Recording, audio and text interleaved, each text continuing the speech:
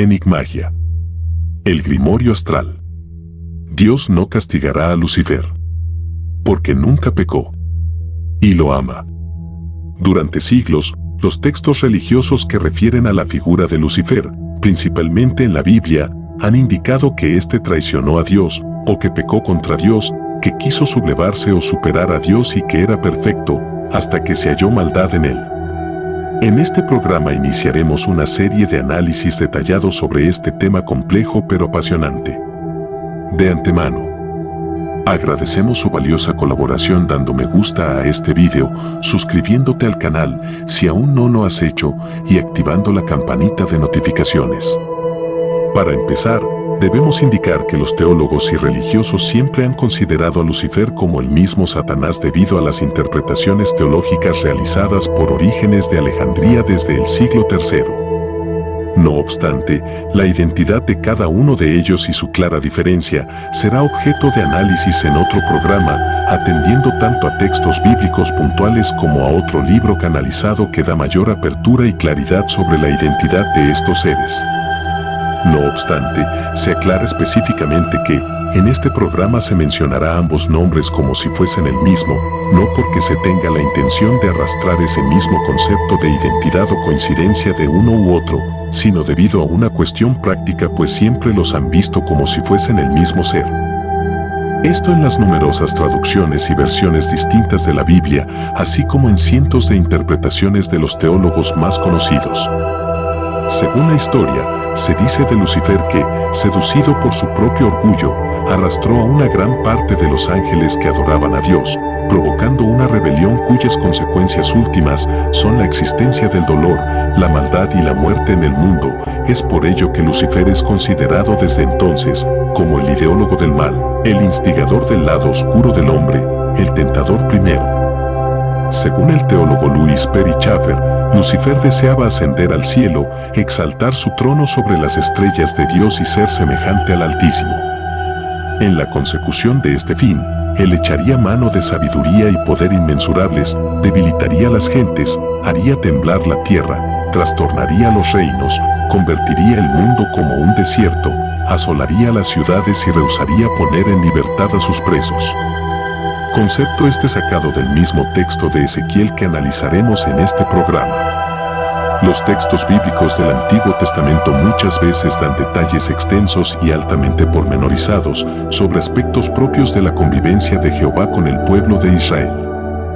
El Antiguo Testamento abunda en pormenores sobre el cumplimiento de ley mosaica, los requerimientos sobre la forma de rendirle sacrificios a Jehová, instrucciones en materia de la guerra contra los pueblos que vivían en la tierra prometida, relatos extraños de prácticas incestuosas, matanzas que Jehová ordenaba a los reyes de Israel contra ancianos, mujeres y niños de los pueblos enemigos de Israel, sacrificios de animales, uso de sangre en rituales de adoración, entre muchos otros aspectos. No obstante, no da detalles sobre la forma en que habría pecado Lucifer al momento en que se halló maldad en él. Los textos que mencionaremos del Antiguo Testamento no dan mucha información sobre este aspecto, no explican mediante un relato pormenorizado las acciones realizadas por el personaje Lucifer para hacerlo acreedor del juicio y del pecado que tantas veces se le asigna por querer ser como Dios, de exaltar su propio trono sobre las estrellas y querer ser como el Altísimo. ¿Puede alguien pretender o imaginar que Lucifer engañó, así nada más, a tantos seres buenos y de gran sabiduría como son los ángeles? Habría engañado a toda esa tercera parte de los hijos de Dios con argumentos banales, simples, deficientes y carentes de lógica o de verdad. ¿Acaso tantos ángeles serán torpes de entendimiento como para creer en una mentira evidente o en un plan carente de sentido? En este programa trataremos de escudriñar, de entre los textos bíblicos, cuál fue el verdadero pecado inicial de Lucifer. ¿O en qué consistió la maldad de Lucifer? Para ello, partiremos principalmente del material bíblico, pues es el que utilizan todos los teólogos, estudiosos bíblicos y religiosos para argumentar contra Lucifer. Esto no quiere decir que se asuma que todos los textos de la Biblia sean la palabra infalible, única y definitiva de Dios, ya que, aunque se debe respetar siempre la opinión de los que así lo creen, se debe respetar también a la gran cantidad de argumentos y razonamientos que no lo consideran así. No obstante, eso es otro tema, no de un programa sino de varios programas o de una biblioteca quemada de Alejandría. A pesar de ello abordaremos el tema atendiendo al mismo material que suelen usar dichos expertos religiosos en cuanto al asunto de Lucifer. Nunca verás a un teólogo católico o cristiano, a un pastor o a cualquier estudioso bíblico y creyente que hable de forma oficial y en representación de una iglesia o religión cristiana, utilizar para sus estudios y razonamientos al libro de Urantia, al libro Un curso de milagros, a los libros del material de Ses o el material de Ra, o utilizar los Vedas hindúes o el Dhammapada del Buda, al menos no lo harán en público. La ventaja de este canal es que, aunque somos muy respetuosos de la teología y posiciones oficiales de las religiones cristianas, no nos vemos limitados por los recursos didácticos teológicos, ni por los pronunciamientos papales, o por las prédicas de los ministros religiosos, de las mega iglesias de la prosperidad, las mansiones y los jets privados. Tampoco nos vemos limitados, avergonzados ni atemorizados por el adoctrinamiento teológico, la programación mental de la teología del pecado, la culpa, la condenación, el sacrificio de un cuerpo y su sangre ni por la redención condicionada al pronunciamiento de cierta oración o declaración de fe. Sino que, por el contrario, además de reconocer el respeto y la importancia de la información de la teología cristiana, tenemos la libertad también de recurrir a valiosos recursos, considerados por muchos como místicos y esotéricos que puedan ayudar a llevar la luz de la verdad a temas como el que abordaremos hoy. Consideraba el autor intelectual de la Biblia que esa información tan importante no debía darse a los humanos, a pesar de ser la raíz de la rebelión que apartó a una tercera parte de los hijos de Dios y que sería la causa de todo el mal en el universo. Empecemos por el siguiente subtema: la perfección de Lucifer. En toda la Biblia no se detalla, no se describe, en forma individualizada, la creación de ninguna otra criatura angelical, excepto la de Lucifer, es decir, sí, se afirma que todos los ángeles fueron creados por Dios, pero se dedica un mínimo relato de ese proceso creativo solo respecto a Lucifer, lo cual sugiere la supremacía o posición de importancia de la que él disfrutaba respecto a todas las demás criaturas invisibles de Dios. En primer lugar, la Biblia parte de un asunto sumamente complejo y polémico sobre el comportamiento de Lucifer, ya que se indica que fue creado como un ser perfecto, lo que lleva a razonar. ¿Qué se entiende por ser perfecto en la teología bíblica? Esta pregunta se plantea debido a que, si un ser es dotado con el atributo de la perfección, ¿su comportamiento no debería responder a esa misma naturaleza? Al menos de que no sea cierta la afirmación bíblica de que era perfecto, redundando el problema en un asunto de veracidad del texto bíblico. La otra solución para razonar y concluir es que, a pesar del atributo de la perfección, un ser como Lucifer se puede comportar de forma errática, puede incurrir en la conducta pecaminosa. Es decir, la perfección implicaría la opción de comportarse como un ser no perfecto debido al libre albedrío. Los teólogos y los religiosos de todas las denominaciones siempre han recurrido a los libros de Ezequiel en su capítulo 28 e Isaías capítulo 14 para tratar de argumentar la supuesta naturaleza perversa de Satanás y de Lucifer. Fuera de dichos textos, no hay otras citas que expliquen detalladamente las acciones que provocaron la caída de Lucifer o de Satanás. La gran cantidad de otras citas bíblicas que los mencionan y refieren únicamente utilizan calificativos negativos hacia dicho personaje, a la supuesta maldad de este, debido a la influencia que ejercería en las acciones de los hombres. El texto específico al que siempre recurren es a Ezequiel, capítulo 28, versículos del 11 al 19, en el que se utiliza un recurso literario innecesariamente complicado, debido a que se habla del rey de Tiro, y luego de forma directa se comienza a hacer una descripción que no parece corresponder a la que se le atribuiría a un ser humano. ¿Por qué no se enfocó el mensaje desde el inicio al ser Lucifer, o a Satanás si fuese el caso, utilizando el respectivo nombre del personaje al que se dirigía el mensaje? ¿O acaso se trata de un nombre en clave o simbólico para referirse a Lucifer o para Satanás? El tema merece especial complejidad ya que desde el inicio del capítulo 28 se está haciendo referencia expresa a un rey de Tiro humano y después del versículo 20 se sigue haciendo referencia a un rey de Tiro también humano, siendo que únicamente en los versículos del 11 al 19 parece hacerse referencia a un ser no humano, debido a las características que ahí se mencionan. El comentarista bíblico Matthew Henry no aporta mayor claridad al tema, ya que al comentar estos versículos del 11 al 19, también se refiere al rey de Tiro humano y veladamente a cualquier otro ser como el diablo. Veamos. Abro comillas. El altivo príncipe de Tiro pensó que era capaz de proteger a su pueblo por su propio poder, y se consideró como igual a los habitantes del cielo. Si fuera posible habitar en el jardín de Edén o hasta entrar al cielo, ninguna felicidad sólida podría disfrutarse sin una mente humilde, santa y espiritual.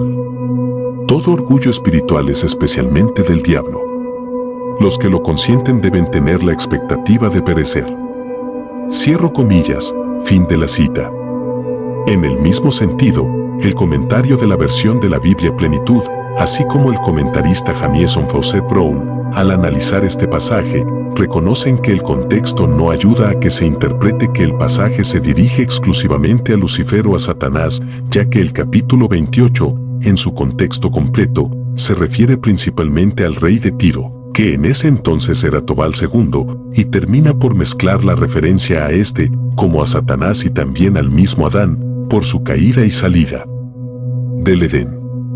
No obstante, y, en definitiva, la mayoría, si no todos los teólogos, terminan por inclinarse a la interpretación de que se refiere a Satanás por la mención a querubín grande y demás características como la perfección, así como por la concordancia de este pasaje con el texto de Isaías capítulo 14, versículos del 12 al 17. Este pasaje, leído hasta el versículo 14, indica lo siguiente.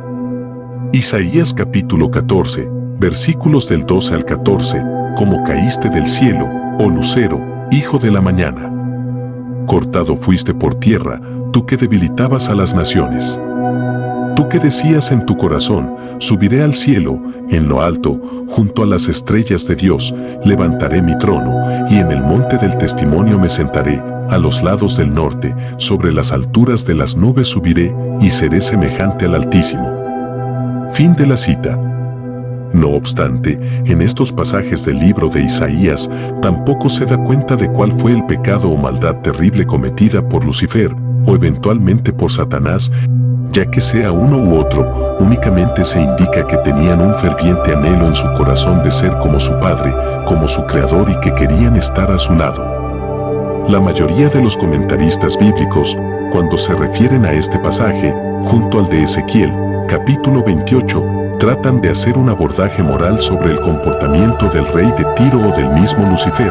Siempre tratan de demonizar y de juzgar negativamente las conductas, emociones o aspiraciones de ascenso, de enaltecimiento y de orgullo.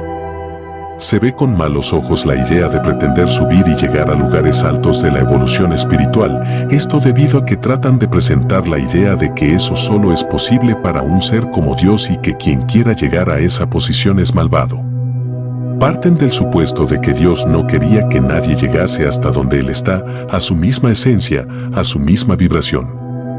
Esto nos lleva al siguiente gran tema. El problema teológico sobre el presunto poder o altivez que pretendía alcanzar Lucifer.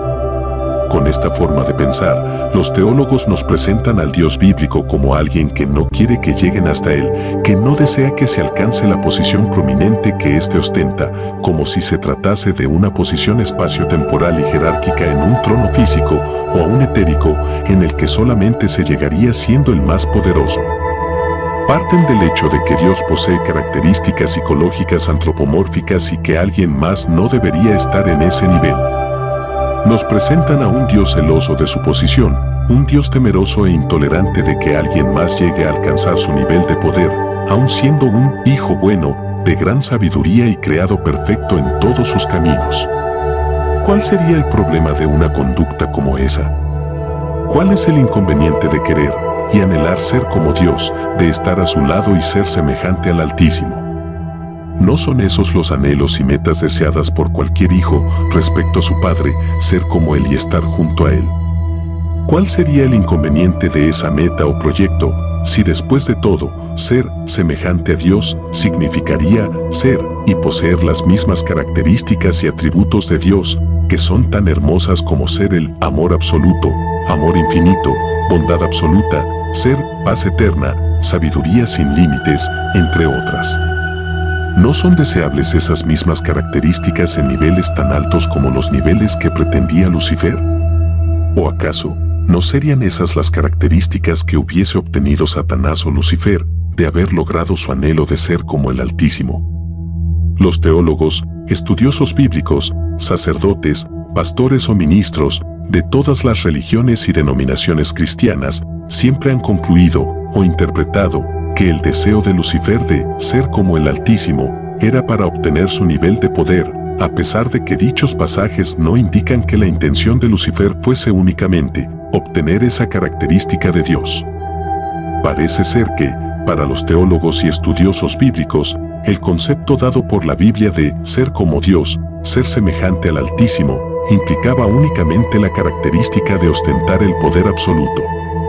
¿No tiene Dios otras cualidades, como el amor infinito, amor por su creación, la misericordia, la paz, la bondad absoluta? Si un ser como Lucifer quería ser como Dios, ser semejante al Altísimo, ¿no implicaría ello representar también esas mismas características tan hermosas y bondadosas? Una posible solución que respondería a las anteriores preguntas y pondría a buen resguardo el razonamiento de los teólogos y estudiosos es que, por ejemplo, Lucifer no quisiera esas otras características positivas de Dios y que solo quería ostentar un nivel de poder equiparable al de Dios o incluso superarlo. Sin embargo, eso no es lo que nos revelan los pasajes mencionados de Ezequiel en su capítulo 28 e Isaías capítulo 14. Menciono estos dos pasajes de Ezequiel e Isaías porque son los únicos que hacen una brevísima y pobre descripción de la historia de Lucifer en cuanto a su caída, rebelión, primer acto de traición o de pecado contra Dios. En el resto de la Biblia, principalmente en el Nuevo Testamento, sí se dan una serie de calificativos o descripciones negativos hacia Lucifer, por los supuestos comportamientos de éste después de su presunta caída.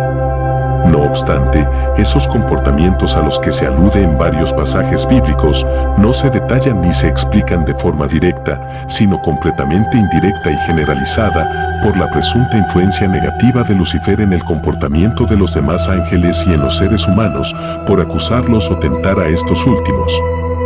La única posible y remota excepción de una descripción de un comportamiento directamente negativo de Lucifer en la Biblia podría ser la que encontramos en la historia de Job. No obstante, habría que descartarla debido a que Satanás actuaba bajo las instrucciones y consentimiento de Jehová.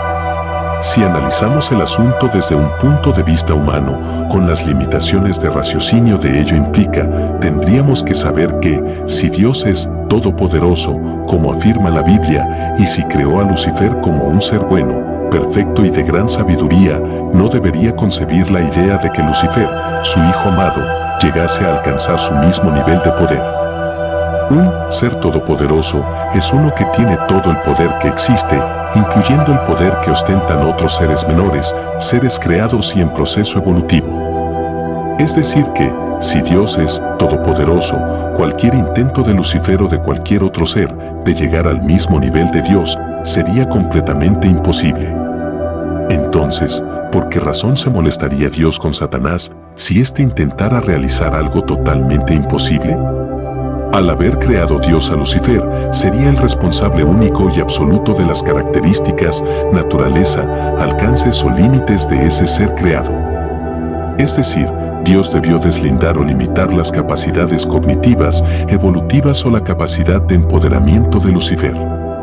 Esto no es lo mismo que decir que Dios sea culpable por el comportamiento de Lucifer, en tanto este último tenga libre albedrío.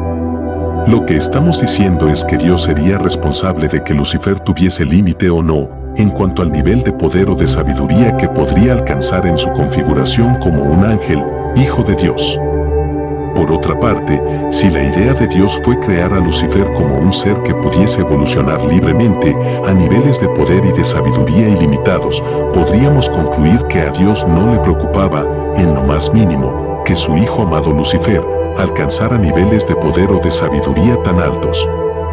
Asimismo, alcanzar niveles de poder ilimitados sin que ello venga junto con las características positivas antes mencionadas, como el amor infinito, la bondad ilimitada, sabiduría plena, misericordia, entre otras, sería un evidente contrasentido, sería un fallo en la escritura del programa creativo, un fallo en el sistema de la Matrix. Los teólogos no afirmarán, en ninguna circunstancia, que el Dios bíblico se haya equivocado al escribir el programa de creación de Lucifer, ¿verdad?